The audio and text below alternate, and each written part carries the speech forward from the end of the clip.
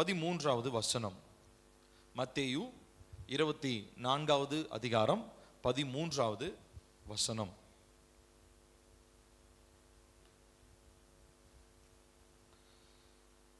மத்தேயு பக்கமும் சொல்லிட்டு வாசிக்கலாம். மத்தேயு 24:13வது வசனம். சேர்ந்து வாசிப்போமா? கொஞ்சம் சத்தமா வாசிக்கலாம். முடிவு பரியந்தம் நிலை நிற்பவனே ரட்சிக்கப்படுவான். திரும்ப வாசிப்போம். முடிவு பரியந்தம் நிலை நிற்பவனே ரட்சிக்கப்படுவான். கண்களை மூடி ஜெபிக்கலாம். ஆவியானவரே, வசனத்திற்காக ஸ்தோத்திரம். ஆவியானவர், இந்த நாளில் நீர் எங்களோடு பேசும்படி உம்மை அன்பாய் நாங்கள் அழைக்கிறோம்.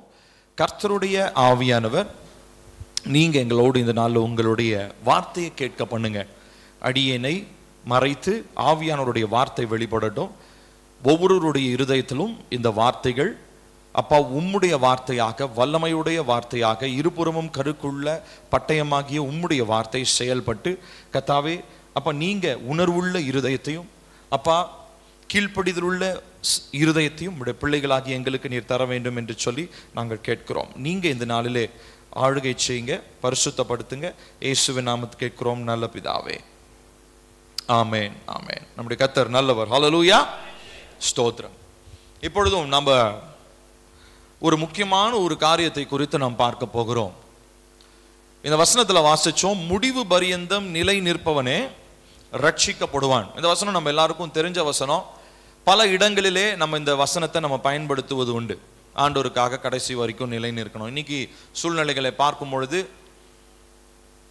அவங்களுடைய ஒரு சிலரை பார்க்கும் பொழுது, ஒரு சிலர் இல்லை நிறைய பேர் இருக்கிறாங்க, அவங்களுடைய ஆரம்பம் நல்லா இருக்குது, ஆனா போக போக அவர்களுடைய வாழ்க்கையினுடைய முடிவு எப்படி இருக்குன்னா ரொம்ப மோசமா போயிடுது. ஓட்டம் நல்லா ஆரம்பிக்கிறாங்க, ஆனா போற வழியில அநேக கவன சிதைவுகளினாலே ஓட்டத்தை விட்டு திசை திருப்பி அவங்க போயிடுறாங்க. ஆரம்பித்த ஓட்டத்தை அவங்களால முடிக்க முடியல. இப்போ கடந்த வாரங்களாக 6 வாரங்களாக ரகசிய காரியங்கள், மிஸ்ட்ரீஸ், அதை குறித்து பேசி கொண்டிருக்கிறோம். அதனுடைய தொடர்ச்சியாக இந்த நாளிலே ஒரு முக்கியமான ஒரு ரகசியத்தை குறித்து பேச போகிறோம்.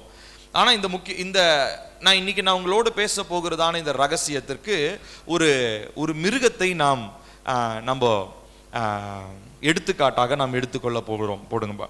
ஸோ இன்னைக்கு நம்ம பார்க்க போகிறதான, பயந்துராதீங்க, இன்னைக்கு நம்ம பார்க்க போகிறதான இந்த காரியம் the mystery of the serpent, சர்ப்பத்தினுடைய புதிர். நம்ம எல்லாருக்கும் தெரியும், பாம்பு அப்படின்றது ரொம்ப விஷத்தன்மை உடையதும் கொடியதுமான ஒரு ஜீவன் என்று சொல்லி நம்ம எல்லாருக்குமே தெரியும். அதை பற்றி பார்க்கும்போது சர்ப்பம் அப்படின்றது ரொம்ப முக்கியமான, அதாவது மனுக்குலத்தை ஏமாற்றினதுல முக்கிய பங்கு வகிச்சது எந்த அனிமல், எந்த மிருகம்? இந்த சர்ப்பம். அதை குறித்து நம்ம வாசிக்கலாமா? ஆதியாகமம் 3வது அதிகாரம், நம்ம எல்லாருக்கும் தெரிஞ்ச வசனம். ஆதியாகமம் 3வது அதிகாரம் 1வது வசனம் வாசிக்கலாமா? எடுங்க சீக்கிரம். ஆதியாகமம் 3வது அதிகாரம் 1வது வசனம். சேர்ந்து வாசிப்போம்.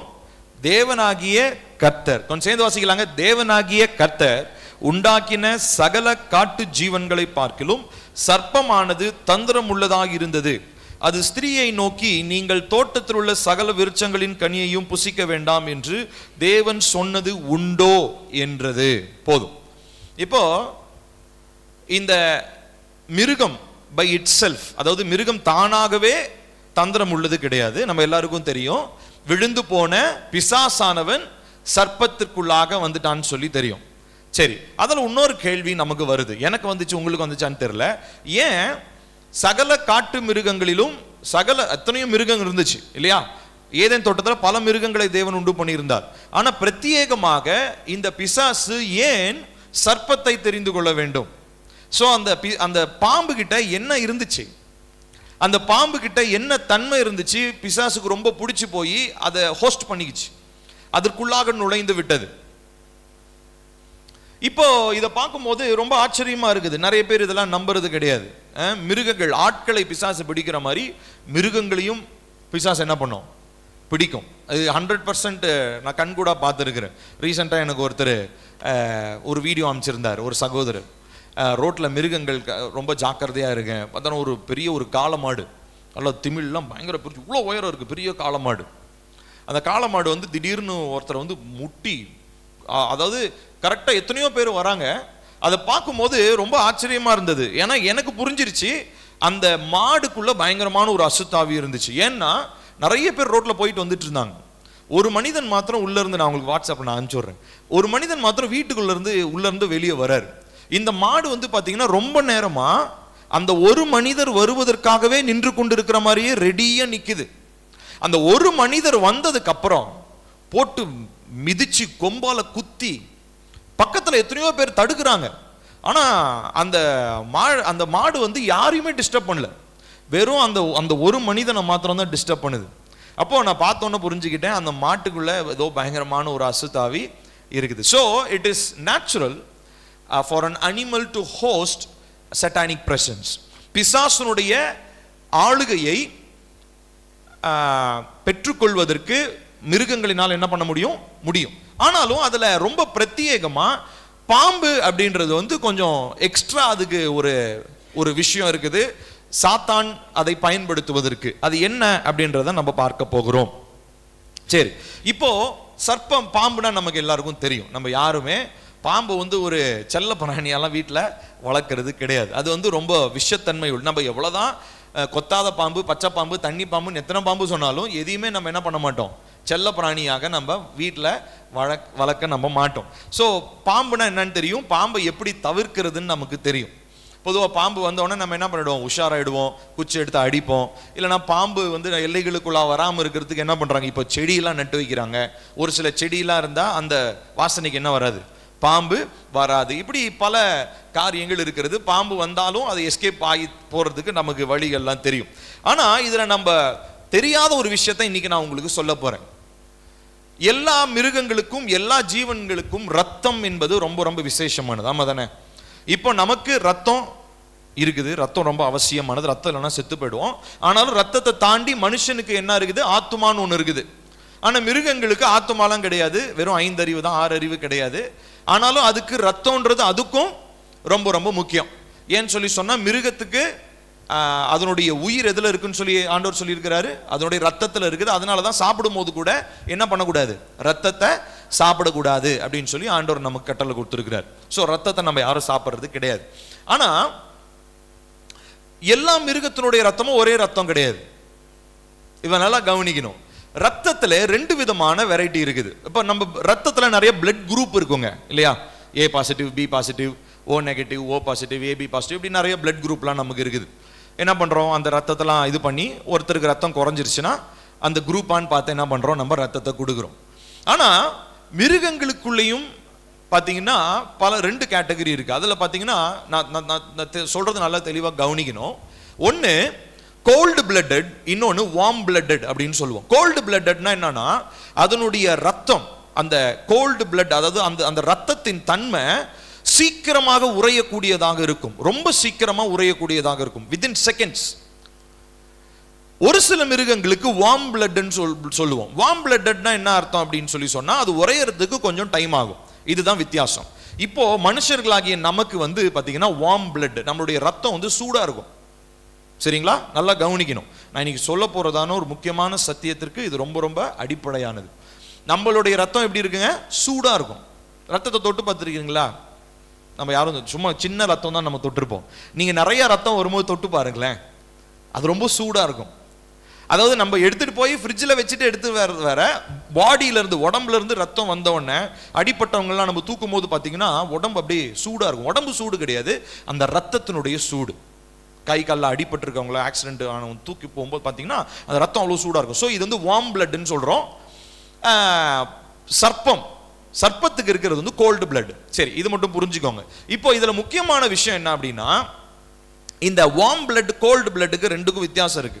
இந்த கோல்டு பிளட், அதாவது இந்த சர்ப்பத்துக்கு இருக்கிறதான இந்த ரத்தத்தினுடைய தன்மை ரொம்ப நேரம் அந்த என்டியூரன்ஸ்னா ஒரு தாங்கக்கூடிய சக்தி இந்த சர்ப்பத்துக்குள்ள இருக்கிறதான ரத்தத்திற்கு கிடையாது. அதாவது நிறைய நேரம் அதால என்ன பண்ண முடியாது, சர்வைவ் பண்ண முடியாது. ஆனா மனிதனுக்கு பாத்தீங்கன்னா இருக்கிற ரத்தம் இருக்கு இல்லைங்களா, அதாவது நம்ம வார்ம் பிளட், சூடான ரத்தம், இந்த ரத்தம் நிறைய நேரம் என்ன பண்ண முடியும், சர்வைவ் பண்ண முடியும். உதாரணத்துக்கு இன்னொரு எக்ஸாம்பிள் நான் சொல்றேனே. இப்போ ஒரு பாம்பு ஒரு மனுஷனை துரத்துது அப்படின்னு சொல்லி சொன்னா, ஒரு மனிதன் ஓடுறான்னு வச்சுக்கோங்களேன், அந்த மனிதனால ரொம்ப நேரம் ஓட முடியும். ரொம்ப நேரம்னா உதாரணத்திற்கு ஒரு 10 minutes 10 நிமிஷம் வச்சுக்குவோம். ரொம்ப நேரம்னா 1 மணி நேரம்லாம் கிடையாது, ஒரு 10 நிமிஷம். ஒரு சர்ப்பம் துரத்துது, ஒரு பாம்பு துரத்துதுன்னா ஒரு மனுஷனால 10 நிமிஷம் ஓட முடியும். ஆனா அந்த துரத்துகிற பாம்பால 2 நிமிஷத்துக்கு மேல என்ன பண்ண முடியாது தெரியுமா? துரத்த முடியாது. எங்கேயாவது பாம்பு துரத்திக்கிட்டே இருக்கிறத பார்த்துருக்கீங்களா? பாம்பு துரத்தும், ஆனா அதனுடைய வேகம், அது வேகம் தான் வேகமா இருக்குமே ஒழிய அது ரொம்ப நேரம் என்ன பண்ண முடியாது, அதால துரத்த முடியாது. ஆனா யானை இருக்கு பாத்தீங்களா, யானை துரத்துன்னுவாங்க. இந்த மலைப்பகுதியில் பாத்தீங்கன்னா யானை எல்லாம் மிதிச்சிருச்சு, யானை துரத்துச்சு. யானை வந்து பாத்தீங்கன்னா வார்ம் பிளட்டட், நம்மள மாதிரி ரத்தம் உள்ளது. சோ இந்த 2 ரத்தத்துக்கும் என்ன வித்தியாசம்னா, இந்த கோல்டு பிளட்டட், அதாவது ரொம்ப டெம்பரேச்சர் கம்மியா இருக்கிற இந்த பிளட் வந்து சீக்கிரமா என்டியூர் பண்ண முடியாது, அதாவது சீக்கிரமா அது சோர்ந்து போயிடும். அந்த பிளட் உடையதான சரீரம் சீக்கிரமாக சோர்ந்து போயிடும். ஆனா வார்ம் பிளட், சூடான ரத்தம் உடையதான மனிதர்கள், நம்போ மிருகங்கள்ல ஒரு சில மிருகங்கள் இதெல்லாம் வந்து பாத்தீங்கன்னா ரொம்ப நேரம் என்ன பண்ண முடியும், சர்வைவ் பண்ண முடியும். நான் சொல்றது புரியுதா? இப்ப இந்த சிங்கம் புலிலாம் இருக்கு பாத்தீங்களா, இதுக்கு இருக்கிறதா என்ன தெரியுங்களா, வார்ம் பிளட், நம்மள மாதிரி இருக்கிற ஒரு ரத்தம். அதனாலதான் ரொம்ப நேரம் அது வேட்டை ஆடுவதற்கு அந்த ஒரு மானை என்ன பண்ணும், ஒரு புலி ரொம்ப நேரம் துரத்தும். 1/4 மணி நேரம் 20 நிமிஷம் கூட ஒரு மிருகத்தினால என்ன பண்ண முடியும், ஒரு சில மிருகங்களால ஓட முடியும். நான் சொல்றது புரியுதா? சோ ரத்தத்துல வித்தியாசம் இருக்குது. இப்போ இந்த ரத்தத்தினுடைய அடிப்படையில தான் இன்னைக்கு நம்ம பார்க்க போறதான இந்த புதிர் இருக்கிறது. சோ இந்த சர்ப்பத்துக்கு இருக்கிறது என்னன்னு சொன்னாங்க, இது வந்து சர்ப்பத்துக்கு இருக்கிறது கோல்டு பிளட்டட், ரொம்ப குளிர்ச்சியான ரத்தம் உடையதான சர்ப்பம் என்று சொல்லி நாம் பார்க்கிறோம். சரி, இப்போ இந்த சர்ப்பத்தினுடைய தன்மை என்னவா இருந்தது, சர்ப்பத்தினுடைய அமைப்பு. எந்த சர்ப்பமுமே நேரா போய் பார்த்திருக்கிறீங்களா? பாம்பு நேரா போய் பார்த்திருக்கிறீங்களா? எந்த பாம்பா இருந்தாலும் இப்படிதான் போகும், வளைஞ்சு வளைஞ்சு தான் போகும். ஒரு சில நேரம் தாக்குதல் நடத்துற, இப்போ ஒரு சில பாம்புலாம் பார்த்தீங்கன்னா அந்த தண்ணியில் இருக்கிற பாம்பு அதெல்லாம் தாக்குதல் பண்ணும்போது நேரம் போகுமே ஒழிய, அதை அதனுடைய இரையை தாக்கும் போது நேரம் இப்படி தாவி இப்படி கொத்துற மாதிரிலாம் பார்த்துருப்போமே ஒழிய, டிவியெல்லாம் பார்த்துருப்போம். மற்றபடி அது ஒரு இடத்துல இருந்து இன்னொரு இடத்துக்கு போகணும்னா எப்படி தான் போகணும், வளைஞ்சு வளைஞ்சு தான் போகணும். இது ஒண்ணு.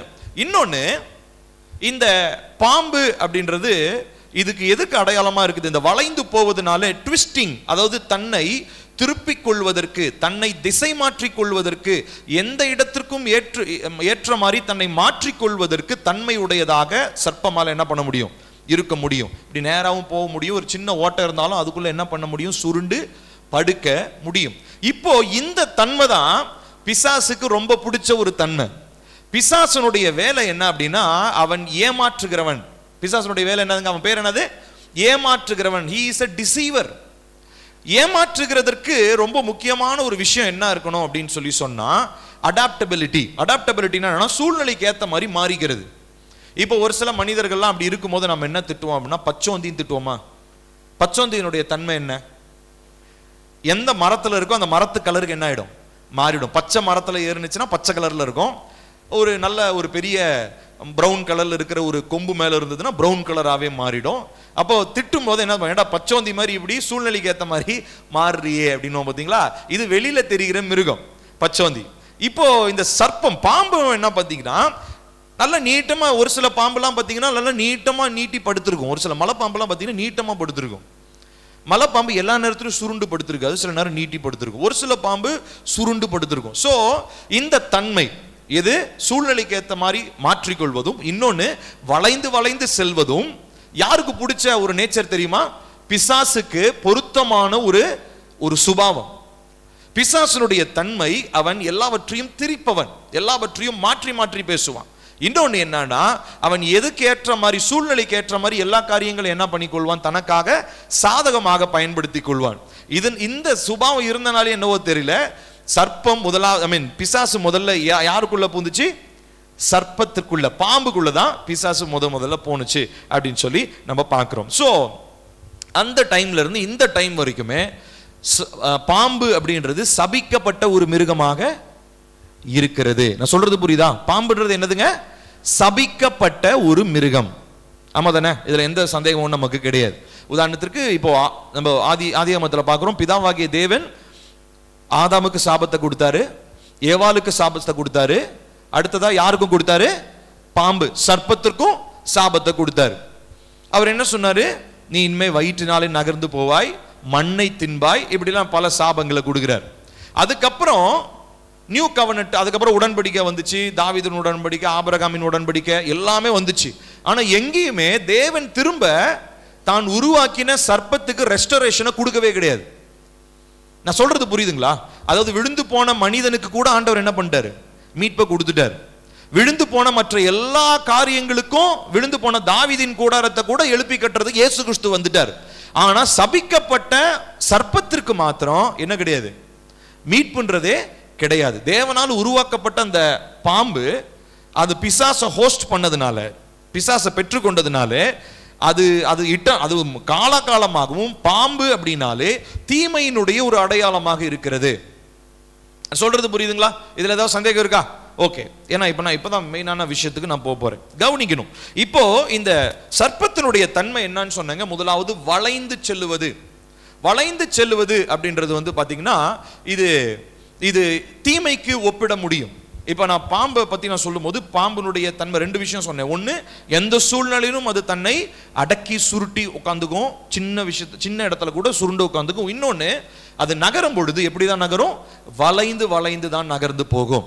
சோ இதனுடைய தன்மையை பார்க்கும் பொழுது இந்த கோல்டு பிளட்டட், அதாவது இந்த உறைந்த நிலையில் இருக்கிறதான இந்த ரத்தம், சில் என்று இருக்கிறதான இந்த ரத்தத்தினுடைய அந்த சர்ப்பம், இதனுடைய தன்மை என்ன அப்படின்னா, ஒன்று, இதனால ரொம்ப நேரம் ஓட முடியாது. ஆனா இது கண்டிப்பா என்ன பண்ணும்? தன்னை ஏமாற்றிக்கொள்ளும், தன்னை மற்றவர்கள் பார்வைக்கு முன்பதாக தன்னை மாய்மாலப்படுத்திக் கொள்ளும். ரெண்டாவதா தன்னை அது என்ன பண்ணும்னா வளைத்து வளைத்து அது செல்லக்கூடியதாக இருக்கிறது. இப்ப நல்லா கவனிக்கணும். பாம்பினுடைய தன்மை வளைந்து செல்லுவது. ஆனால் தேவனுடைய தன்மை, தேவனை பற்றி சொல்லும் பொழுது, அவரை பற்றி சொல்லும் பொழுது அவர் பேர் சத்தியம். பரிசுத்த ஆவியானவர் இன்னொரு பேர் என்னன்னு சொல்றோம்? சத்திய ஆவியானவர் அப்படின்னு சொல்லி நம்ம சொல்றோம். சோ இந்த வளைந்து செல்லுவது இல்ல திரிந்து செல்வது, மாறி மாறி போறது அப்படின்றது இது எதை குறிக்கிறதுன்னு சொல்லி சொன்னா, இது பொய்யை குறிக்கிறது. என்னதுங்க? பொய். இப்ப ஒருத்தங்க பொய் பேசும்போது என்ன வார்த்தை சொல்லுவான்? டேய், ஏன்டா மாத்தி மாத்தி பேசுற? ஏன் திருச்சி திருச்சி பேசுற? இருக்கிறது இல்லாத மாதிரியும் இல்லாததை இருக்கிற மாதிரியும் பேசுறது பேர் என்னன்னு சொல்லுவோம்? பொய்ன்னு சொல்லுவோம். மிகைப்படுத்தி பேசுறது வேற. இருக்கிறதையே இன்னும் அதிகமா பேசுறது தான் மிகைப்படுத்தி பேசுறது. ஆனா பொய் பேசுறது என்னது? இருக்கிறது இல்லாத மாதிரியும் இல்லாதத இருக்கிற மாதிரியும் சொல்றது. இப்போ இந்த பொய் அப்படின்றதனுடைய அந்த மூல வார்த்தை எங்க இருந்து வந்ததுன்னு பாத்தீங்கன்னா, திரிதல். திரிதல்னா என்ன அர்த்தம் அப்படின்னா, அப்படி வளைஞ்சு வளைஞ்சு போறது. இப்போ சர்ப்பத்தினுடைய அந்த அமைப்பு இருக்கு இல்லைங்களா, அந்த வளைந்து போகிற அந்த அமைப்பு, அதுல இருந்து நம்மளால தெரிந்து கொள்ள முடியும், பொய் என்பது என்ன பண்ண முடியாதுன்னா நிரந்தரமாக இருக்க முடியாது.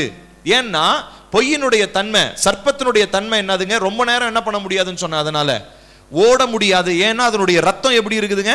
உறைந்த நிலையில் இருக்கக்கூடிய ரத்தம். எப்படி அதனுடைய ரத்தத்தை வைத்துக்கொண்டு சர்ப்பத்தினாலே ரொம்ப நேரம் அந்த நிலையிலேயே போய் கொண்டிருக்க முடியாதோ, அதே போல சத்ருவினாலே வருகிறதான பொய்யும் ரொம்ப காலம் என்ன பண்ண முடியாது? நிலைச்சிருக்க முடியாது. ஆனா அதே நேரத்துல இந்த பக்கம் எதிர்மறையா நீங்க பார்க்கும் பொழுது, சத்தியம் என்பது எந்த காலத்திலும் நிலைத்திருக்க கூடியதாக இருக்கிறது. நான் சொல்றது புரியுதா? பொய் என்ன ஆகுங்க? மாறிட்டே இருக்கும். அதனாலதான் பொய் சொல்லும்போது என்ன சொல்லுவான்?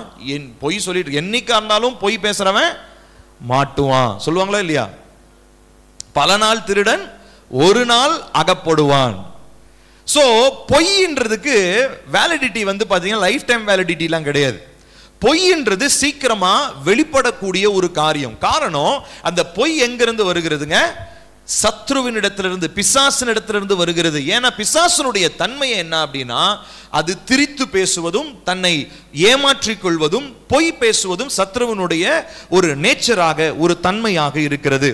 ஆனால் அப்படியே எதிர்மறையா இந்த பக்கம் பார்க்கும் பொழுது சத்தியம் என்பது அப்படி இல்லை. அது நேரா இருக்கும், ஸ்ட்ரெயிட் ஃபார்வர்டா இருக்கும், திரித்து பேசாது. அதே நேரத்தில் அதற்கு கால அவகாசம் என்பது சத்தியத்திற்கு கிடையாது. சத்தியம் என்றென்றும் என்ன பண்ணுங்க? நிலைத்து நிற்க கூடியதாக இருக்கிறது. இப்போ இந்த தீமை, இந்த நம்ம பூமியில நம்ம எத்தனையோ தீமைகள் நடக்கிறத நம்ம பார்க்கிறோம். மரணங்கள், கொலை, கொள்ளை, ஏமாற்றுதல், பொய் பேசுதல், இல்லையா? எத்தனையோ தீமைகள் நம்மளை சுற்றி நடக்குது. Every evil is cold blooded. நம்ம பார்க்கிறதான எல்லா தீமைகளுமே இந்த சர்ப்பத்தினிடத்துல இருக்கிற ரத்தத்தை போல தன்மையுடையதா இருக்கிறது. அப்படின்னா என்ன அர்த்தம்? நம்ம பார்க்கக்கூடிய எல்லா தீமையும் சத்ருவினிடத்திலிருந்து வருகிறதும், இன்னொன்று தன்னை எப்படியாவது திரித்து கொள்ளக்கூடியதும், மூன்றாவது எந்த இடத்திலும் தன்னை ஏமாற்றி உட்கார்ந்து மறைந்து கொள்ளக்கூடிய தன்மையுடையதாக இருக்கிறது. அதனாலதான் சத்திய ஆவியானவர் வரும்பொழுது அவர் என்னத்தை எக்ஸ்போஸ் பண்றாரு தெரியுமா? நம்முடைய இருதயத்தில் இருக்கிறதான பாவங்களை என்ன பண்றாரு? அவரு வெளிக்கொண்டு வர்றாரு. ஏன்னா அந்த பாவத்தையும் அந்த தீமையும் மனசுக்குள்ளேயே நம்ம வச்சிட்டு இருந்தோம்னு சொல்லி சொன்னா we cannot go the long distance. வெகு தூரம் நம்மளால என்ன பண்ண முடியாது, போக முடியாது. நான் சொல்றது புரியுதுங்களா? எப்படி சர்ப்பத்தினாலே அதனுடைய ரத்தத்தினாலே வெகு தூரம் போக முடியாதோ, அதே போலதான் சர்ப்பத்தை போல அந்த தீமையான காரியம் ஒரு மனுஷனுக்குள்ள இருக்கும் போது, மனுஷனுடைய சிந்தையிலே இருதயத்திலே தீமை தங்கி இருக்கும் பொழுது, அவனால வெகு தூரத்திற்கு வெகு நாட்களுக்கு அந்த தீமையினால என்ன பண்ண முடியாது, அவனால போக முடியாது. So there is always a fight, there is always a clash between evil and good. தீமைக்கும் நன்மைக்கும் எதிராக எப்பொழுதுமே ஒரு போராட்டம் நடந்து கொண்டே இருக்கிறது. இது ஒத்துக்கிறீங்களா இல்லையா? ஆமென். எங்க இருந்து ஆரம்பிக்குது? ஆதியாகமத்திலிருந்து ஆரம்பிக்குது. கடைசிய வெளிப்படுத்தின விசேஷத்துல நன்மைதான் வெல்லும் என்கிறதான நிச்சயத்தையும் நம்ம என்ன பண்றோம், பார்க்கிறோம். நான் சொல்றது புரியுதுங்களா? ஆனா இப்ப பார்க்கும்போது நமக்கு என்ன ஜெயிக்கிற மாதிரி தெரியுது? தீமை ஜெயிக்கிற மாதிரி நமக்கு தெரியுது. என்னங்க, எல்லாம் தீமை செய்கிறவங்க எல்லாம் நல்லா இருக்கிற மாதிரி தெரியுது, தீமையை செய்கிறவங்க எல்லாம் ரொம்ப உயர்ந்து இருக்கிற மாதிரி தெரியுது. ஆனா நானு தேவனுக்கு பயந்து உண்மையா இருக்கணும்னு நினைக்கிறேன், எனக்கு எந்த விதமான உயர்வும் வரமாட்டேனுதே அப்படின்னு சொல்லி நம்ம நினைக்கலாம். ஆனா நம்மளுடைய வாழ்க்கையை நம்ம புரிந்து கொள்ள வேண்டும். கர்த்தர் நிமித்தமாய், பரிசுத்த ஆவியானவர் நிமித்தமாய், இயேசு சத்திய ஆவியானவர் நிமித்தமாய் நமக்கு கொடுக்கப்படுகிற சத்தியம் உள்ளிருந்து கிரியை செய்யும் பொழுது நாம் தீமையை காட்டிலும் ஓங்கி நிற்கக்கூடியதான வல்லமையை நாம் பெற்றிருக்கிறோம். ஹல்லேலூயா. சரி, இப்போ நீங்க நல்லா கவனிக்கணும். முக்கியமான ஒரு சில காரியங்களை நான் சொல்ல போகிறேன். தீமை என்பதற்கு ஒரு நாள் இருக்கிறது. There is an end for evil. தீமை அப்படின்றதுக்கு ஒரு முடிவு நாள் ஒன்று கர்த்தர் நிர்ணயித்திருக்கிறார். எத்தனை பேர் இதை விசுவாசிக்கிறீங்க? ஆமாவா இல்லையா? தீமை நிச்சயமாக முடிவடையும். ஈவில் தீமைன்றது எண்ட்லெஸ்ஸா முடிவே இல்லாம போயிட்டு இருக்கோம் அப்படின்னு நம்ம என்ன பண்ணக்கூடாது, நினைக்க கூடாது. அப்படிப்பட்ட எண்ணம் வந்தாலும் நம்ம அதை அப்புறப்படுத்தணும். அது சத்ருவினால வரக்கூடிய எண்ணம். அதனாலதான் சொன்னேன், ஏன் இந்த எண்ணத்தை உங்ககிட்ட கொடுக்குறான்னு தெரியுமா? ஏன்னா உங்களை கொடுத்து உங்களை ஏமாற்றுதல். நான் சொன்னேன் இல்லையா, பிசாசனுடைய வேலை என்னது? ஏமாற்றுதல். ஏமாற்றிக்கொள்வான். எப்படி? அந்த சர்ப்பம் தனக்கு கிடைக்கக்கூடிய ஒரு சின்ன இடத்துல என்ன பண்ணும், சுருண்டை என்ன பண்ணிக்கும், அது உட்காந்துக்கும், இல்லாத மாதிரியே இருக்கும். ஒரு 2 மாசத்துக்கு முன்னாடி ரோட்ல ஒருத்தர் போயிட்டு இருந்தாரு. இங்க ரோட்ல போயிட்டு இருக்க திடீர்னு கதவு தட்டினார். வேகமா போயிட்டு இருக்க திடீர்னு கதவு தட்டினார். என்னங்க அப்படின்னு முதல்ல இப்போ அந்த போஸ்ட் பாக்ஸ் எடுத்துட்டோம். முதல்ல போஸ்ட் போடுறதுக்கு ஒரு பாக்ஸ் இருந்துச்சு. அவர் தட்டிட்டு சொன்னாரு, எங்க போஸ்ட் பாக்ஸ்ல பாம்பு இருக்கு அப்படின்னாரு. என்னது பாம்பா? எப்படி? இல்லை, நான் கரெக்டாக கிராஸ் பண்ணும்போது தான் அந்த பெட்டிக்குள்ள உள்ள போச்சுங்க. சின்ன பெட்டி, இத்தினோண்டு தான் இருக்கும். சரின்னு சொல்லிட்டு இப்போ பாருங்க, இது இத்தினோண்டு பெட்டி. இப்போ போஸ்ட் இருக்கு, போஸ்ட்மேன் போஸ்ட் போட்டிருக்கிறாருன்னு சொல்லி இந்த பெட்டியை நம்ம எடுக்க போனா என்ன இருக்கும்? அவ்வளோதான், கொத்தி இருக்கும். இப்போ அது உள்ள இருக்கிறதே தெரியல. அந்த போஸ்ட் பாக்ஸ் சின்ன ஓட்டை, அதுக்குள்ள போயிடுச்சு ஒரு பாம்பு. ஒரு சார பாம்புன்னு நினைக்கிறேன். ஓரளவுக்கு நல்ல ஒரு 2-3 அடி இருக்கும். அது வேகமா உள்ள போய் அந்த பெட்டிக்குள்ள இது பண்ணதை அவர் கரெக்டா அவர் பார்த்துட்டாரு. பார்த்துட்டு சொன்னார் அந்த மனுஷன். அப்புறம் போயிட்டாரு. அப்புறம் அதுக்கப்புறம் நானும் டேனியும் அது இது பண்ணலான்னு பார்த்தா சார பாம்பு இல்லைங்களா, வேகமா சல்லுன்னு அது போயிடுச்சு, அடிக்க முடியல. அப்ப நான் யோசிச்சு பார்த்தேன். இப்ப பாருங்களேன், இந்த மாதிரி இந்த மறைந்து இருக்கிற இடங்கள்ல நம்ம கை விடுற இடத்துல, இப்ப சில நேரத்துல சொல்லுவாங்க, ஏய் இருட்டுல போய் எங்கேயாவது கையை விடாத. ஒரு பழைய ரூம் இருக்குது, மோட்டர் ரூம் இருக்கு, அந்த அதிகமாக பயன்படுத்தாத ரூம் இருக்குன்னு வச்சுக்கோங்களேன். நீங்கள் அங்கே போனீங்கன்னா என்ன பண்ணுவீங்க? இருட்டு லைட்டே போடாமல் எங்கேயாவது கையை வச்சா என்ன சொல்லுவாங்க? ஏய் கையை விடாதரா, பூச்சிக்கிச்சு என்ன பண்ண போகுது, போட்டுற போகுது அப்படின்னு சொல்லுவாங்க. ஸோ இது பிசாசனுடைய ஒரு தன்மை, தீமையினுடைய ஒரு தன்மை, தன்னை மறைவிடத்திலே ஒளித்து கொள்வது. இதே போலதான் மனிதர்களுடைய வாழ்க்கையிலையும் தீமை என்ன தெரியுங்களா பண்ணுது? ஒளிந்து கொண்டிருக்கிறது. It is hiding in people's heart. திங்கக்கிழமை நாளையிலேருந்து நம்ம அதை பற்றி பேச போகிறோம். ரொம்ப ஆழமான காரியங்கள். அதனால் காலையில் வர முடியாதவங்க தயவு செஞ்சு நைட்டில் அந்த ப்ரேயரை கண்டிப்பாக நீங்கள் கேட்கணும். அதில் வந்து ஆராதனை இருக்கும். அதே நேரத்தில் நான் ஒரு சில காரியங்களை தொடர்ச்சியாக ஒரு சில நாட்களாக ஒரு டீச்சிங் நான் கொடுக்க போகிறேன். இருதயத்தின் ஆழங்களை சுத்திகரிப்பது குறித்து நான் பேச போகிறேன். அதில் நம்ம தேவ பிள்ளைகளாக இருந்தாலும் நம்முடைய இருதயத்தில் நிறைய மறைந்திருக்கிற காரியங்கள் இருக்கிறது. வெளிப்பிரகாரமா நான் இயேசுவை ஏற்றுக்கொண்டேன், ஏன் உள்ளுக்குள்ள கூட ஆவியானவர் இருக்கலாம். ஆனா இருதயத்திலே பல அறைகள் இருக்கிறது. இருதயத்திலே பல அறைகள் இருக்கிறது. இந்த அறைகளுக்குள்ளாக பிசாசானவன் என்ன பண்றான் தெரியுமா? மறைமுகமா உட்கார்ந்துட்டு இருக்கான். ஸோ அதை பத்தி நான் டீட்டெயிலா அடுத்த வர வாரத்துல இருந்து அந்த ஃபாஸ்டிங் பிரேயர்ல உங்களோடு கூட நான் பேச போறேன். ஸோ இப்போ இந்த தீமையினுடைய தன்மை என்னன்னு சொன்னாங்க. அது என்ன பண்ணும்? தன்னை மறைத்து கொள்ளும், தன்னை ஒழித்து கொள்ளும். ஆனாலும் அநேக நாட்கள் அது அங்க அந்த மறைவில் என்ன பண்ண முடியாது, இருக்க முடியாது. காரணம், தீமைக்கு ஒரு நாள் ஒன்று உண்டு. அதே நேரத்தில் சொன்னேன், நன்மை என்பது காலகாலமாக நிற்கக்கூடியதாக இருக்கிறது. ஹல்லேலூயா. சரி, இப்போ நான் என்னென்ன காரியங்கள் எல்லாம் கோல்டு பிளட்டட், அதாவது இந்த உறைந்த இரத்த நிலையில் இருக்கிறதான இந்த காரியங்கள், அதாவது அப்படின்னு சொல்லி நான் சொல்ல போறேன். பிசாசனுடைய தன்மை உடையதா இருக்குது. முதலாவது ஏமாற்றுதல், டிசப்ஷன். இன்னொன்னு என்னன்னு பார்த்தீங்கன்னா ஹேட்ரட், வெறுப்பு. தேவ பிள்ளைங்களா இருப்பாங்க, அவங்களுக்குள்ள என்ன இருக்கும் தெரியுமா? என்ன இருக்கும் தெரியுமா? வெறுப்பு. இந்த வெறுப்பு மனுஷனுக்கு மனுஷன் இல்ல, ஜாதி வெறுப்பு. பேச்சிலே டக்குன்னு வெளியே வந்துடும். ஐயோ அந்த ஜாதிக்காரனா இல்லைங்க, வேணாங்க. இது என்ன தெரியுமா? வெறுப்பு. அப்படின்னா என்ன இருக்குன்னு அர்த்தம்? வெறுப்பு மனசுல இருந்துச்சுன்னா உள்ள தீமை இருக்குதுன்னு அர்த்தம். சரிங்களா? நான் ஒரு சில விஷயங்களை நான் கொஞ்சம் சொல்ல போறேன். அடுத்ததா ஸ்லாண்டர், புறங்கூறுதல், புரணி பேசுறது. நீங்களும் நானும் வரும்பொழுது நான் என்னை பத்தி உங்ககிட்ட சொல்லலாம், உங்களை பத்தி நீங்க என்கிட்ட சொல்லலாம். ஆனா வேற யாரோ பத்தி புரணி பேசுறது வேற. அவங்களுக்காக ஜெபிக்க சொல்லலாம். இப்போ உதாரணத்துக்கு இப்போ நான் ஒருத்தங்களை பத்தி ஒருத்தங்கிட்ட சொல்லி இவங்களுக்காக ஜெபிங்கன்னு ஒரு அக்கறையோட சொல்றது வேற. புரணி பேசுறதுன்னா என்ன அர்த்தங்க? அவங்கள குறை சொல்லி, அவனை தெரியுமா, அவன் எவ்வளவு மோசமானவன் தெரியுமா அப்படின்னு சொல்லி சொல்றது பேர் தான் என்ன அர்த்தம்? புரளி பேசுறது, புறங்கூறுதல். புறங்கூறுதல் ஒரு மனுஷனுடைய வாழ்க்கையில் இருந்ததுன்னா இருதயத்திலே தீமை மறைந்திருக்கிறது என்று சொல்லி அர்த்தம். அடுத்ததாக அப்ரஷன். அப்ரஷன் சொல்லி சொன்னா ஒடுக்கப்படுதல். ஒடுக்கப்படுதல்னா அதாவது வியாதியினுடைய ஒடுக்கமாக இருக்கலாம், சிந்தையில காணப்படுகிற ஒடுக்கமாக இருக்கலாம், மனதளவில் ஒரு சில போராட்டங்களாக இருக்கலாம், சமாதானம் இல்லாத நிலையா இருக்கலாம். இது எல்லாமே தீமையினுடைய ஒரு அடிப்படையாக இருக்கிறது.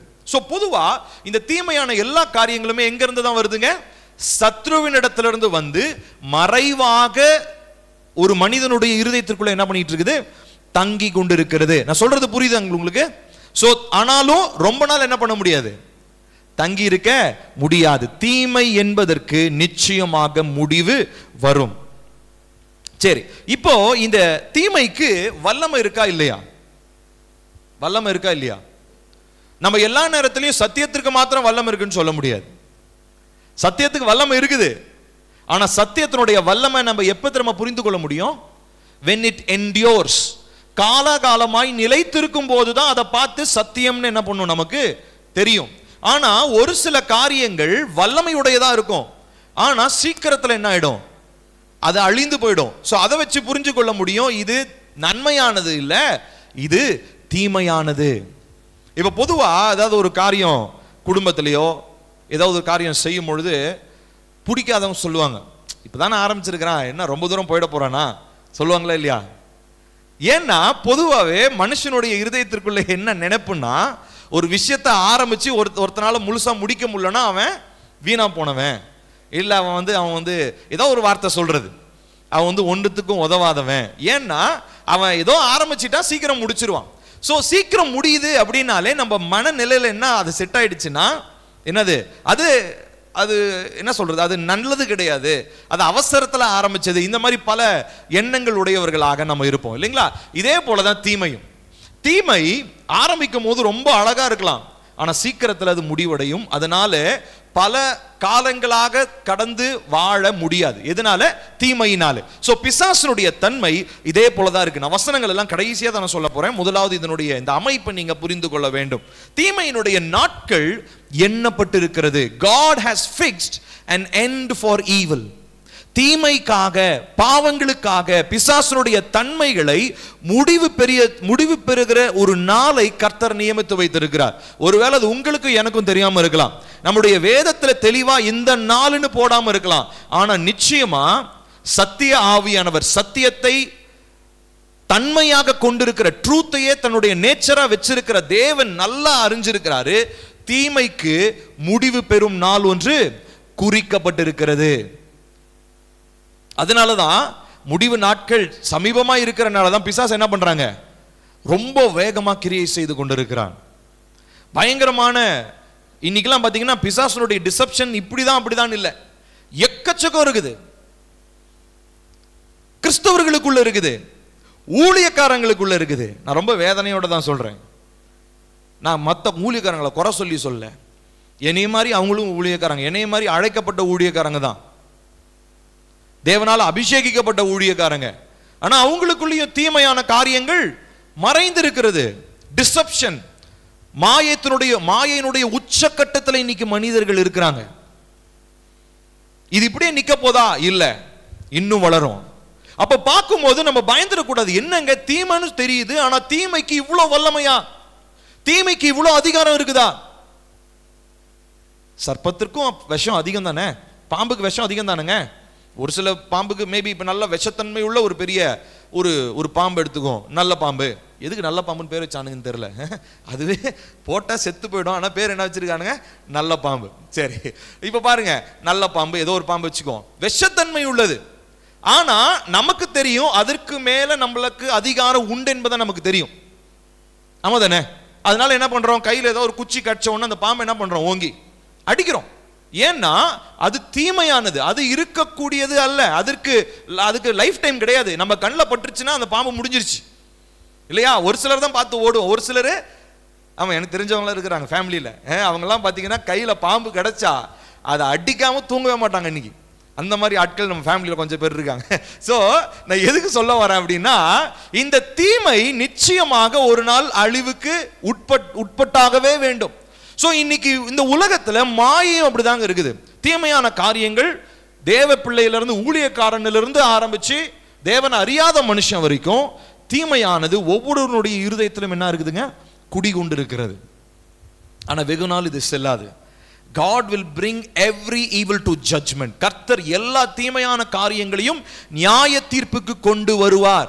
ஏனென்று சொன்னால் அவரால் தீமையை என்டியோர் பண்ண முடியாது.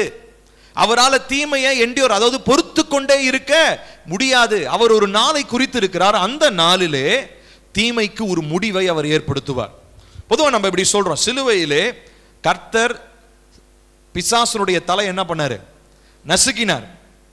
ஆனாலும் அவன் என்ன பண்ணிட்டு இருக்கிறான்? இன்னும் கிரியை செய்து கொண்டிருக்கிறான். அதாவது தலை நசுக்கப்பட்ட பாம்பு மாதிரி தலை நசுங்கிச்சு. ஆனா உடம்புல இன்னும் கொஞ்சம் என்ன இருக்குதுங்க? ஸ்ட்ரென்த் இருக்குது. தலை நசுக்கியே இன்னும் இவ்வளவு ஸ்ட்ரென்த் இருக்குன்னா அப்ப யோசிச்சு பாருங்க, முதல்லாம் எப்படிப்பட்ட ஒரு டிசெப்ஷனா வந்திருப்பான் இல்லையா? சோ இதுதான் பிசாசனுடைய தன்மை. ஆனாலும் கர்த்தர் முழுவதுமாக அந்த கொடிய, நம்ம அதை வெளிப்படுத்தின விசேஷத்துல பார்க்கிறோம் 12வது அதிகாரத்துல, கொடிய வலு சர்ப்பம் அது என்ன ஆக போகுது? அதை கர்த்தர் முடிவுக்கு கொண்டு வர போறாரு அப்படின்னு சொல்லி நம்ம பார்க்கிறோம். So evil has an end. God has numbered the days of evil. So ஆகையினாலே தீமை நம்முடைய வாழ்க்கை, நம்முடைய எல்லைகளில் இருக்கும் பொழுது அதை பார்த்து பயப்பட வேண்டிய அவசியம் இல்லை. ஒன்றை நீங்கள் உறுதிப்படுத்திக் கொள்ள வேண்டும், தீமையை காட்டிலும் எனக்குள்ளாக சத்தியமாக இருக்கிறதான தேவன் பெரியவராயிருக்கிறார். ஹல்லேலூயா! எல்லாரும் நெஞ்சு மேல கை வச்சு சொல்லுங்க, தீமையை காட்டிலும் எனக்குள்ளாக சத்திய ஆவியானவர் பெரியவராயிருக்கிறார். ஹல்லேலூயா! அப்போ நிச்சயமா நமக்கு ஒரு நம்பிக்கை வேணும், ஒரு அதிகாரம் வேணும். என்ன அப்படின்னா, என் வாழ்க்கையில தீமை இப்பொழுது மேலோங்கி இருக்கிறதை போல இருந்தாலும் அது என்னுடைய வாழ்க்கையில நிலை நிற்க போவது இல்லை. கர்த்தர் அந்த தீமைக்கு முடிவு கொண்டு வர போகிறார். சரி, இப்போ ஒரு வசனம் வாசிக்கலாம். இப்போ இந்த வசனம் வாசிக்கும் போதெல்லாம் நமக்கு தெளிவாக புரிய ஆரம்பிக்கும். நான் இப்போ எவ்வளோ நேரம் நான் என்ன பேசினேன் அப்படின்னு சொல்லி. ஏசாயா 54வது அதிகாரம் 17வது வசனம். ஏசாயா 54:17 நம்ம எல்லாருக்கும் தெரிஞ்ச வசனம் தான். 54:17 லாஸ்ட் வர்ஸ்.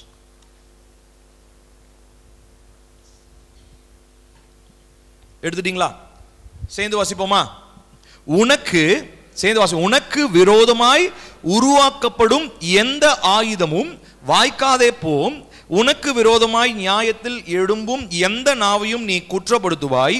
இது கர்த்தருடைய ஊழியக்காரரின் சுதந்திரமும் என்னால் உண்டான அவர்களுடைய நீதியுமாய் இருக்கிறது என்று கர்த்தர் சொல்லுகிறார். இப்போ கர்த்தர் இதை வாக்குத்தத்தமா நமக்கு கொடுக்குறாரு. நம்ம எல்லாரும் பல தடவை இந்த வசனத்தை சொல்லி நம்ம ஜெபம் பண்றோம், வாசிக்கிறோம். ஆனா இப்போ நீங்க தெளிவா புரிஞ்சுக்கோங்க.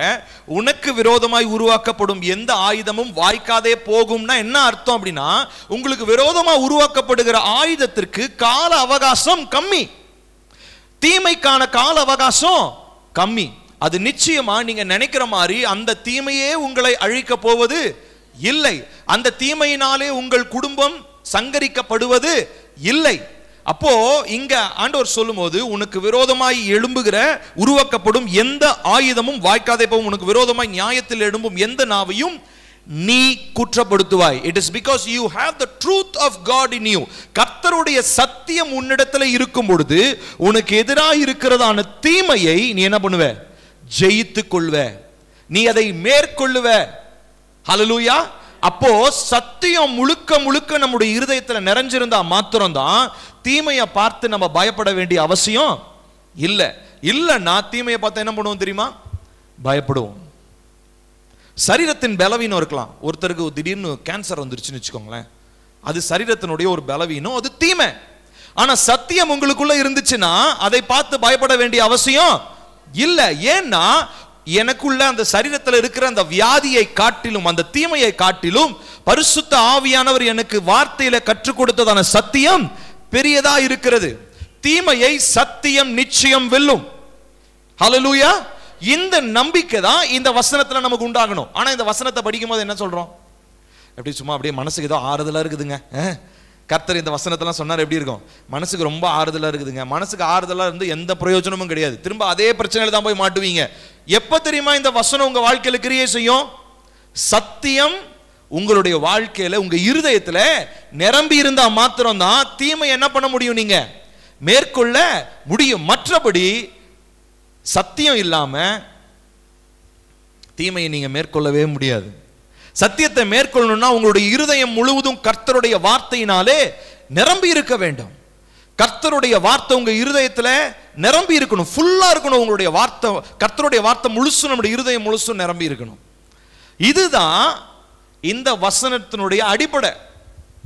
ஆனா இந்த வசனத்தை பல தாட்டி படிச்சிருக்கிறோம், பல தாட்டி நம்ம ஜெபம் பண்றோம். ஆனா தீமைக்கும் நன்மைக்கும் எதிரெதிராக இருக்கக்கூடியதான அந்த யுத்தத்தை என்ன பண்றது? நம்ம புரிந்து கொள்வதில்லை. we are not understanding the fight between bad and good. தீமைக்கும் நன்மைக்கும் இடையே நடக்கிறதான யுத்தத்தை என்ன பண்றதில்லை, நம்ம புரிந்து கொள்றதே இல்லை. புரியாததுனால தான் வசனத்தை படிக்கிறோம், 4 நாள் நல்லா இருப்போம், 5வது நாள் என்ன ஆயிடும்? அந்த வசனம் எங்க போச்சுனே தெரியாது. இங்க இருந்து ஜெபம் பண்ணும்போது விசுவாசத்தோட போவீங்க, வீட்டுக்கு போய் ஒரு பிரச்சனை வந்தோடனே விசுவாசம் எங்க போச்சுனே தெரியாது. உற்சாகமா இருப்போம், ஒரு 2-3 நாள் கழிச்சு சோர்ந்து போயிடுவோம். ஏன் தெரியுமா? உங்களுடைய வாழ்க்கையில தீமை இருக்கிறதுன்றதை உணர்ந்துக்கணும். அந்த தீமையை மேற்கொள்றதுக்கு நன்மை கர்த்தருடைய வார்த்தையில வருகிற சத்தியத்துல இருக்கிறதுன்றதையும் நம்ம ஏற்றுக்கொண்டு, சும்மா ஏற்றுக்கொள்றது மாத்திரம் இல்ல, அந்த சத்தியத்தினால நம்முடைய இருதயத்தை என்ன பண்ணணுமா? நிரப்பணும். இப்ப நிரப்பிட்டு நீங்க சொன்னா இந்த வசனம் சொல்றது ஒரு நியாயம் இருக்கு. மற்றபடி சும்மாலாம் இந்த வசனத்தை தயவு செஞ்சு சொல்லாதீங்க. சும்மா ஜெபம் பண்ணும்போது கர்த்தாவே எனக்கு விரோதமாய் உருவாக்கப்படும் எந்த ஆயுதம் வாய்க்காதே போகும், சும்மா சொல்றதுல எந்த பிரயோஜனமும் கிடையாது. உள்ள என்ன இருக்கணும்? நன்மை இருக்கணும், உள்ள சத்தியம் இருக்கணும், வார்த்தை இருக்கணும். இது இருந்துச்சுன்னா நீங்க தைரியமா வாய் திறந்து என்ன சொல்லலாம்? எனக்கு விரோதமாய் உருவாக்கப்படும் எந்த ஆயுதமும் வாய்க்காதே போகும். என்னை குற்றப்படுத்தும்படி எழும்புகிறதான எந்த நாவியும் என்ன பண்ணுவேன்? நியாயத்தில் எழும்பும் எந்த நாவியும் நான் குற்றப்படுத்துவேன். இந்த தைரியம் எப்போ வரும் தெரியுமா? இருதயத்திற்குள்ள சத்தியம் நிலைத்திருந்தால் மாத்திரமே. ஹல்லேலூயா. நான் சொல்றது புரியுதுங்களா? அதனுடைய பின்பகுதியை பாருங்க. இது கர்த்தருடைய ஊழியக்காரரின், வாசிங்களேன், இது கர்த்தருடைய ஊழியக்காரரின் சுதந்திரமும் என்னால் உண்டான அவர்களுடைய நீதியுமாய் இருக்கிறது என்று கர்த்தர் சொல்லுகிறார். கர்த்தருடைய வார்த்தை இதுதான். அப்ப கர்த்தர் நமக்கு இந்த நன்மையை, சத்தியத்தை என்னவா கொடுத்திருக்கார் தெரியுமா? நமக்கு சுதந்திரமாக கொடுத்திருக்கிறார். சுதந்திரம்னா என்ன தெரியுமா? ஒரு எக்ஸாம்பிள் சொல்றேன். சுதந்திரம்னா இந்த வார்த்தையை, அதாவது நம்ம இந்திய தேசம் சுதந்திரம், அந்த சுதந்திரம் கிடையாது, அந்த சுதந்திரம் கிடையாது. சுதந்திரம்னா என்னன்னா, எனக்கு வந்த சொத்து, இப்ப எங்க அம்மாச்சி கட்டின வீடு எங்க அப்பாவுக்கு சுதந்திரமாக வந்திருக்கும். எங்க அப்பாவுடைய அவருடைய சொத்து, அவர் அந்த வீட்டை காப்பாத்தி அதை சரி செஞ்சு அதை என்ன பண்றாரு, எனக்கு அவரு கொடுக்குற. நான் சொல்றது புரியுதா? சுதந்திரம்னா என்னன்னா, நமக்கு மேல உள்ள நம்முடைய பெற்றோர் ஒரு நன்மையை நமக்கு வைத்து போவது, இதுதான் சுதந்திரம். இப்போ கர்த்தர் என்ன சொல்றாரு, ஊழியக்காரனை பார்த்து சொல்றாரு, இது கர்த்தருடைய ஊழியக்காரரின் சுதந்திரம். So it is like a possession. ஒரு சொத்து உங்களுக்கு கொடுக்கப்படுற மாதிரி. எது தெரியுமா? உங்களுக்குள்ள கர்த்தருடைய சத்தியம் நிலைத்திருக்கும் பொழுது you are passing on to the next generation. அடுத்த சந்ததிக்கு நீங்க என்ன பண்றீங்க, கொடுக்குறீங்க. நான் சொல்றது புரியுதா? இப்போ உங்க குடும்பத்துல நீங்க தான் முதல்ல ரட்சிக்கப்பட்டவங்கன்னு வச்சுக்கோங்களேன். முதல்ல ரட்சிக்கப்படுறவங்களுக்கு ரொம்ப டஃபா இருக்கும், அவங்க சூழ்நிலை ரொம்ப கஷ்டமா இருக்கும். ஏன் தெரியுமா? அந்த சந்ததி முழுசுமே என்ன பண்ணப்படுது, மாற்றப்படுது. ஆமாவா இல்லையா? ஏங்க இப்ப நீங்க வாலிப வயசுல, இப்ப பெரியவங்களா இருக்கிறவங்க எடுத்துக்கலாம். வாலிப வயசுல நீங்க தேவன் உங்களை தொட்டார், ரட்சிக்கப்பட்டீங்க. உங்க பிள்ளைகளை பெற்றெடுத்து அவங்களை வளர்க்கும் போது எதுல நீங்க வளர்த்தீங்க? விக்கிரகத்துல வளர்த்தீங்களா, தேவனுடைய வார்த்தையின்படி வளர்த்தீங்களா? தேவனுடைய வார்த்தையின்படி வளர்த்தோம் இல்லையா? ஆனா பிசாசனுடைய திட்டம் உங்க பிள்ளைகளுக்கு எப்படி இருந்திருக்கும்? அழிக்கணும். இவங்களுக்கு ஒரு பிள்ளை பிறக்கும், அந்த பிள்ளை என்ன பண்ணணும், அழிக்கணும்னு திட்டம் போட்டிருப்பான். ஆனா அந்த திட்டத்தை நீங்க ஒரு தீர்மானம் எடுத்ததுனால என்ன பண்ணிட்டீங்க, அந்த திட்டத்தை கேன்சல் பண்ணிட்டீங்க. அப்போ பிசாசு சும்மா இருப்பானா? தீமை சும்மா இருக்குமா? ஏன்னா தீமைக்கு தான் வல்லமை இருக்குது. தீமை வல்லமை இல்லைன்னு சொல்ல முடியாது, ஆனா அதனுடைய வல்லமை குறைவுதான், குறைந்த காலங்கள் தான், ஆனா அதுக்கு வல்லமை இருக்குது. அப்போ இந்த தீமையினாலே சுதந்திரத்தை என்ன பண்ணுவா பாப்பான் பிசாசு, கெடுக்க பாப்பான். சுதந்திரம் என்னன்னு சொன்னேன், உங்களுக்கு வரக்கூடியதுனா ஆசீர்வாதம்.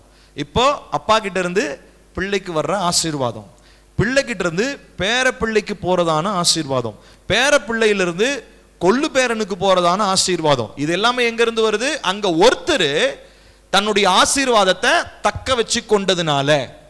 இப்போ இந்த மாதிரி ஃபர்ஸ்ட் ஸ்டேஜ்ல தேவனை ஏற்றுக்கொள்றவங்களுக்கு பயங்கர டஃப்பா இருக்கும் அவங்க சேலஞ்சு, அவங்களுடைய வாழ்க்கை ரொம்ப சவாலான வாழ்க்கையா இருக்கும். ஆனா ஒன்னு புரிஞ்சுக்கோங்க, இந்த சண்டையை, இந்த யுத்தத்தை நீங்க உங்களுக்காக செய்யல, காலாகாலமா வரப்போறதான உங்களுடைய சந்ததிக்காக என்ன பண்றீங்க, சரிங்க. So every battle you fight, you are fighting for your generation. Hallelujah. So இந்த தீமைக்கும் நன்மைக்கும் இருக்கிறதான அந்த யுத்தம் உங்க ஒருத்தரோட முடியறது கிடையாது. அந்த யுத்தம் உங்க பிள்ளைக்கு வரும், நீங்க ஜெயிச்சீங்கன்னா உங்க பிள்ளையும் நிச்சயமா என்ன பண்ணுவாங்க, ஜெயிப்பாங்க. அப்ப நமக்கு எந்த அளவுக்கு ஒரு உத்வேகம் வேண்டும் இல்லைங்களா, எந்த அளவுக்கு நம்ம உற்சாகத்தோடு இருக்கணும் இல்லைங்களா? ஏன்னா நம்முடைய சந்ததியை கெடுக்கிறது தான் யாருடைய வேலை, பிசாசுனுடைய வேலை. தீமையினுடைய திட்டமே அந்த வரிசையை எங்கேயாவது ஒரு இடத்துல போட்டு தள்ளிடணும். போன வாரத்தில் அந்த செய்தியை கேட்டிருப்பீங்க.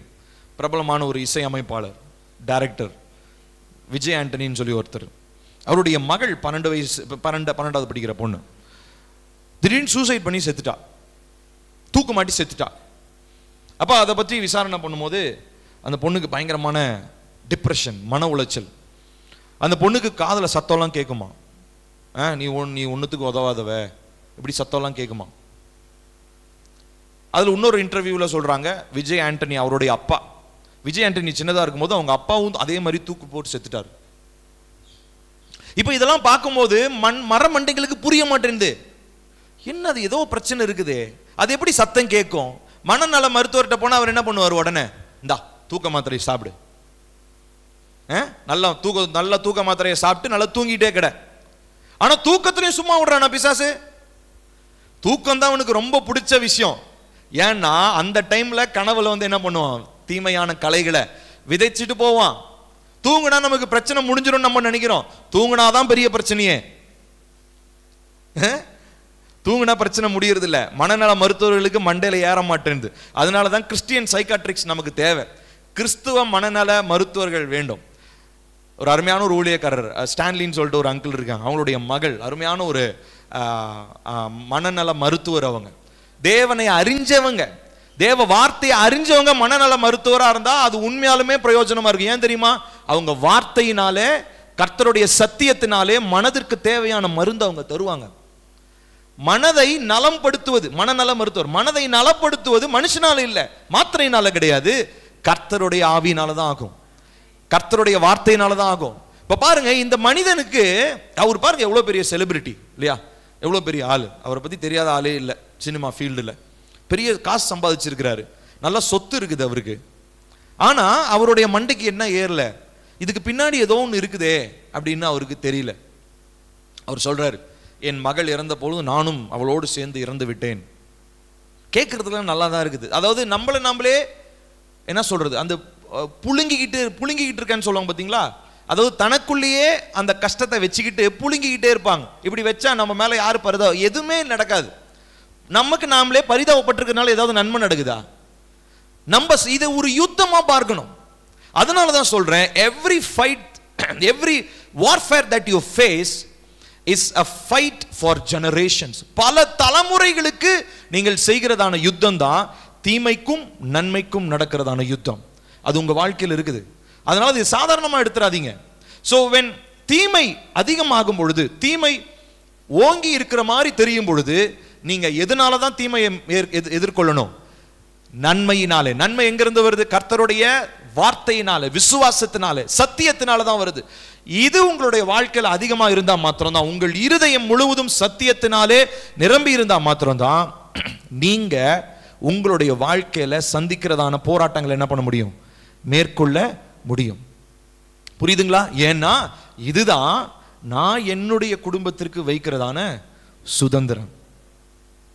நீங்க உங்க பிள்ளைங்களுக்கு வீடு கட்டுறது சுதந்திரம் கிடையாது. அது இருக்கலாம், உலக பிரகாரமா அது சுதந்திரம். ஆனா உங்க பிள்ளைங்களுக்கு நீங்க கொடுக்கக்கூடிய பெரிய சொத்து என்ன தெரியுமா? அவங்களுடைய வாழ்க்கையில தீமையை மேற்கொள்ளுகிறதான நன்மையை எப்படின்னு சொல்லி அவங்களுக்கு கற்றுக் கொடுக்கணும்.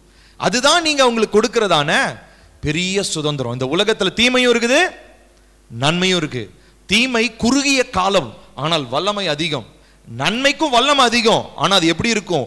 காலகாலமா இருக்கிறது. இந்த வித்தியாசத்தை பிள்ளைகளுக்கு சொல்லி தரலன்னு சொல்லி சொன்னா, பிள்ளையினுடைய வாழ்க்கை இப்ப இந்த மனுஷனுடைய மக 12வது படிக்கிற மக தூக்கு போட்டு செத்த மாதிரி தான். இப்ப எல்லாரும் ஆலோசனை கொடுப்பாங்க, ஏன் நீங்க ஒரு பெரிய இன்னொரு பெரிய ஒரு மனநல மருத்துவரை பார்த்துருக்கலாம் பாரு. யாருக்காவது மண்டையில யோசனை வருதா? இல்லைங்க, இது தாண்டி ஏதோ ஒன்று இருக்குது. சத்தம்லாம் கேட்குதுன்னா எப்படிங்க சத்தம் கேட்கும்? இந்த சத்தம்லாம் பிசாசுனால உண்டானுச்சுன்னு சொன்னா நம்மளே என்ன சொல்லுவானுங்க, இவன் பைத்தியக்காரன் கிறிஸ்தவன், இவனுக்கு ஒரு வேலையே கிடையாது, எதனாலும் சும்மா ஆவி அஸ்தாவி பேய் பிசாசுன்னு இருக்கிறான். இப்படிதான், இதுதான் டிசப்ஷன் சொல்றது. நான் ஏற்கனவே சொல்லியிருக்கேன் உங்ககிட்ட, பிசாசனுடைய பெரிய தந்திரம் என்ன தெரியுமா? உலகத்துல பிசாசு இல்லைன்னு சொல்லி நம்ப வைக்கிறது தான் பிசாசனுடைய தந்திரம். பிசாசை பத்தி சொன்னா மனுஷன் ஏத்துக்க மாட்டான். ஏன்னா பிசாசனுடைய தந்திரம் என்ன தெரியுமா? அவன் இல்லை. இப்போ இந்த பொய்யெல்லாம் நம்பிட்டாங்கன்னா யாரை குறை சொல்ல மாட்டாங்க, பிசாச குறை சொல்ல மாட்டாங்க. பாத்தீங்களா எவ்வளவு தந்திரமான ஒரு இந்த மிலிட்ரியில சண்டை போடுறவங்களாம் பார்த்துருக்கிறீங்களா? மிலிட்ரியில சண்டை போடுறவங்களாம் நான் யோசிப்பேன், சின்ன வயசுல என்னத்துக்குறான் மூஞ்சலாம் கருப்பா பூசிக்கிட்டு போறாங்க பார்த்துருக்கீங்களா? ஆர்மியில அந்த சண்டை போடும்போது அவங்க ட்ரெஸ் பாத்தீங்கன்னா பச்சை கலர்ல இருக்கும், முகம் எல்லாம் கருப்பா பூசிக்குவாங்க பார்த்துருக்கிறீங்களா? கண்ணுக்கு கீழே இந்த பக்கம் கருப்பா பூசிக்கிட்டு இருப்பானு, கரும்புள்ளி செம்புள்ளி குத்துன மாதிரி இருப்பானுங்க ஆட்கள். என்னத்துக்குறா இப்படி இருக்கிறானுங்கன்னா அவங்களுடைய டெக்னிக், மிலிட்ரி டெக்னிக் என்னன்னா கேமஃப்ளாஜ்னு சொல்லுவாங்க. கேமஃப்ளாஜ்னா என்னன்னா பின்னாடி இருக்கிறதான அந்த அந்த காட்டினுடைய கலர், அந்த மரங்கள் செடி கொடியெல்லாம் இருக்கிற கலருக்கு ஏற்ற மாதிரி தங்களுடைய ட்ரெஸ் என்ன பண்ணிக்குவாங்க, மறைத்து கொள்வாங்க. அப்படின்னா எதிரி ஆனவனால என்ன பண்ண முடியாதுங்க, ஈஸியா காட்டுக்குள்ள எங்க மிலிட்ரி ஆஃபீஸர் எங்கேயாவது சிவப்பு கலர் சட்டை போட்டு போய் பார்த்துருக்கிறீங்களா? சண்டைக்கு முடிஞ்சு போச்சு, அவரு தான் டார்கெட்டு. அன்னைக்கு போய் அடுத்த அந்த நொடியே அவரை போட்டு தள்ளிடுவாங்க. ஏன்னா மிலிட்ரிக்கு ரொம்ப முக்கியமானது என்னன்னா கேமஃப்ளாஜ், தன்னை சூழ்நிலையோடு தன்னை மறைத்து கொள்ள வேண்டும். சூழ்நிலையில் அந்த இடத்துல அவர் இல்லாத மாதிரி தன்னை அப்படி மாற்றிக்கொள்ளணும். அதுக்கு தான் ஒரு ட்ரெஸ், அந்த முக வேஷம் எல்லாமே. இதே மாதிரிதான் பிசாசு பண்றான். பிசாசு என்ன தெரியுங்களா பண்ணிட்டான், இன்னைக்கு எல்லாருடைய லைஃப்ல உலகத்துல தன்னை கேமஃப்ளாஜ் பண்ணிக்கிட்டான். கேமஃப்ளாஜ்னா என்ன அர்த்தம்? இப்ப இந்த மிலிட்டரிக்காரங்களாம் பச்சை கலர் ட்ரெஸ்ஸை போட்டு மரத்தோட மரமா அப்படியே இருக்கிறதே தெரியாம மறைஞ்சிருக்கிற மாதிரி பிசாசு மறைஞ்சிருக்கிறான். ஆனா வெறும் இப்படி டக்குன்னு வெறும் கண்ணுல பாத்தீங்கன்னா அது இருக்கிறதே தெரியாது. கொஞ்சம் கூர்ந்து கவனிக்கணும், எக்ஸ்ட்ரா எஃபர்ட் போட்டு ஒரு இடத்துல விஷனோட பார்த்தா மாத்திரம் தான் நமக்கு என்ன பண்ண, நமக்கு இந்த காரியங்கள் நமக்கு புரியும். நான் சொல்றது புரியுதுங்களா உங்களுக்கு? சோ இந்த காரியங்கள்ல நம்ம ரொம்ப ரொம்ப தெளிவா இருக்கணும். தீமை என்பதை நம் பிள்ளைகளுக்கு சுதந்திரமாக வைத்து போக கூடாது. நம்முடைய வாழ்க்கையில தீமைக்கும் நன்மைக்குமான யுத்தம் இருந்தாலும் நிச்சயமாய் நன்மை என்னாகும், ஜெயிக்கும். இதை நம்ம பிள்ளைகளுக்கு சுதந்திரமா வச்சு போங்க. கர்த்தர் நம்மை நிச்சயமாக ஆசீர்வதிப்பார். கடைசியாக ஒரு வசனத்தை வாசிக்க போகிறோம். யோவான் 1வது அதிகாரம் 5வது வசனம். யாரும் எழுந்து நிற்கலாமா? எழுந்து நின்று வாசிக்க போகிறோம். நான் முடிக்க போறேன். யோவான் 1வது அதிகாரம் 5வது வசனம். ஆண்டவராகிய இயேசு கிறிஸ்துவை குறித்து அப்போஸ்தலனாகிய யோவான் இந்த இடத்துல இந்த விளக்கத்தை கொடுக்கிறாரு. அவர் சொல்லும் போது முதல் அதிகாரத்துல இருந்து முதல் வசனத்திலிருந்து நம்ம எல்லாருக்கும் தெரியும். ஆதியிலே வார்த்தை இருந்தது, அந்த வார்த்தை தேவனிடத்தில் இருந்தது, அந்த வார்த்தை தேவனாய் இருந்தது. எல்லாம் படிச்சுட்டு 4வது வசனம் 5வது வசனத்துக்கு வருவோம். அந்த ஒளி, சேர்ந்து வாசிப்போம். அந்த ஒளி இருளிலே பிரகாசிக்கிறது, இருளானது அதை பற்றி கொள்ளவில்லை. நல்லா கவனிக்கணும், இருளானது வெளிச்சத்தை ஒரு நாளும் மேற்கொள்ள முடியாது. நான் சொல்றது புரியுதுங்களா? 1% கூட வாய்ப்பு கிடையாதுங்க. பெரிய காரிருள் இருந்தாலும் ஒரு சின்ன தீக்குச்சி அந்த பெரிய காரிருளை மாற்றக்கூடியதான வல்லமை உண்டு. இதுதான் நன்மைக்கு இருக்கிறதான பவர். நன்மையினுடைய இன்னொரு விசேஷம் என்ன சொன்னேன், அது நெடுங்காலமாய் காலாகாலமாய் இருக்கக்கூடியது. கர்த்தருடைய தன்மையில் இருக்கிறது காலாகாலமாய் இருக்கக்கூடியது. ஆனால் சத்ருவினால ஏற்பட்டதோ சொற்ப நாட்களுக்குரியவைகள். ஹல்லேலூயா. வல்லமையுடையதா இருக்கலாம், ஆனா நம்ம சோர்ந்து போகாம தேவனை நோக்கி பார்க்கும் பொழுது தீமையை ஜெயிக்கிறதான ஒரு அதிகாரமும் ஒரு வல்லமையும் கர்த்தர் நமக்கு தர போதுமானவராய் இருக்கிறார். ஹல்லேலூயா. நாம் யாவரும் கண்களை மூடுவோமா? தேவனை நோக்கி நாம் பார்க்க போகிறோம். இந்த சர்ப்பத்தினுடைய இந்த தன்மையிலிருந்து பார்த்தோம். அது திரித்து பேசக்கூடியது. தீமை திரித்து பேசும். தீமை தன்னை மாய்மாலப்படுத்திக் கொள்ளும். தீமை என்பது தன்னை மறைத்து கொள்ளும். தீமை என்பது பல விதங்களிலே மனிதனுடைய இருதயத்தில் தங்கியிருந்தாலும் இருதயத்தினுடைய நிறைவிலே கர்த்தருடைய வார்த்தை என்கிறதான சத்தியம் இருக்கும் பொழுது அது தீமையை மேற்கொள்ளுகிறதான அதிகாரம் உடையதாக இருக்கிறது. கர்த்தருடைய வார்த்தை நமக்கு தெளிவாக இருக்கிறது. அதனால தான் நான் முதல் வசனம் நான் வாசிச்சேன், முடிவு பரியந்தம் நிலை நிற்பவனே ரட்சிக்கப்படுவான். இந்த வசனம் நான் எதுக்காக நான் வாசிச்சேன்னு சொல்லி சொன்னா, இது உங்களுடைய புரிந்து கொள்ளுதல். முடிவு பரியந்தம், இந்த முடிவு பரியந்தம் நிலை நிற்கணும்னு சொல்லி சொன்னா நன்மை ஒன்று மாத்திரமே, சத்தியம் ஒன்று மாத்திரமே கடைசி வரைக்கும் நிலை நிற்க முடியும். சத்தியத்தை பெற்றவனால மாத்திரம் தான் கடைசி வரைக்கும் தன்னுடைய ரட்சிப்பை காத்து கொள்ள முடியும்.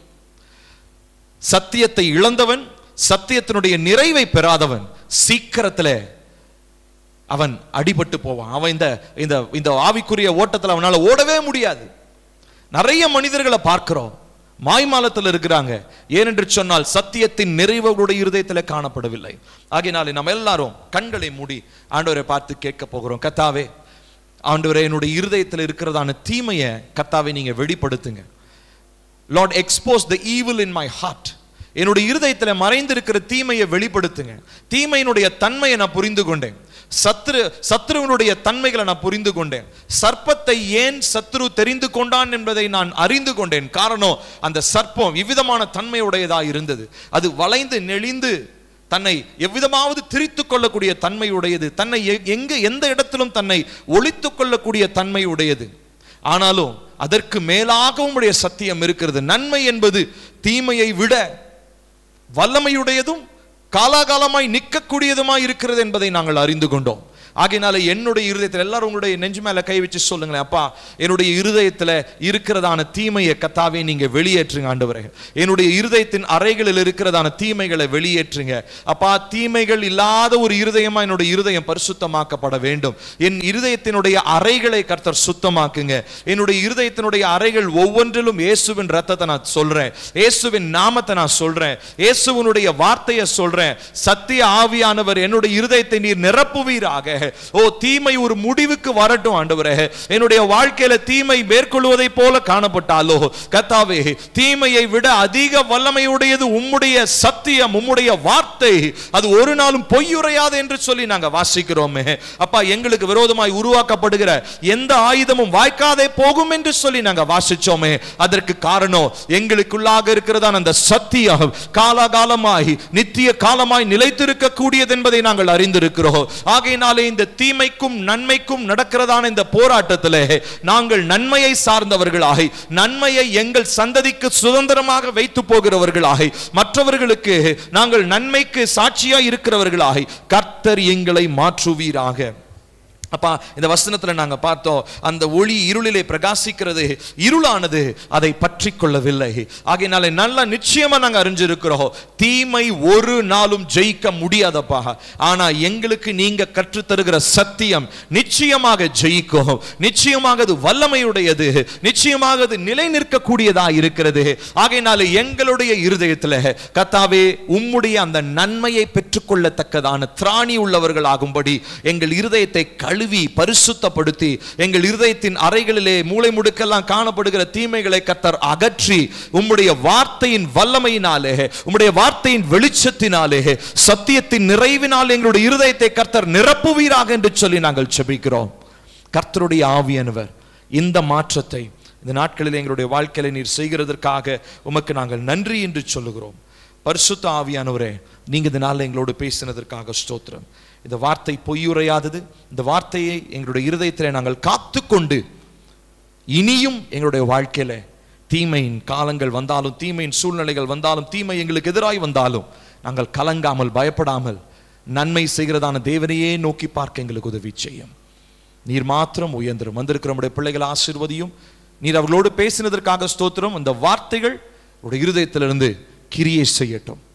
வருகிற நாட்களிலிருந்து நாங்கள் அந்த 21 நாட்கள் அப்பா நாங்கள் ஜாக்கிரதையாய் இந்த உபவாச ஜெபத்திலே பரிசுத்தப்படுத்தி உடைய சமூகத்தில் காணப்பட எங்களுக்கு உதவி செய்யும். தடைகள் எல்லாம் மாற்றும். வருகைக்காக ஆயத்தப்படுத்தும். இயேசுவின் நாமத்தில் கேட்கிறோம் ஜீவனுள்ள நல்ல பிதாவே, ஆமென். நம்முடைய கர்த்தராகிய இயேசு கிறிஸ்துவின் கிருபையும் பிதாவாகிய தேவனுடைய அன்பும் பரிசுத்த ஆவியினுடைய காவலும் ஐக்கியமும் நம் அனைவரோடும் இன்றும் என்றும் சதா காலங்களிலும் நிலைத்திருப்பதாக. ஆமென், ஆமென். Praise the Lord.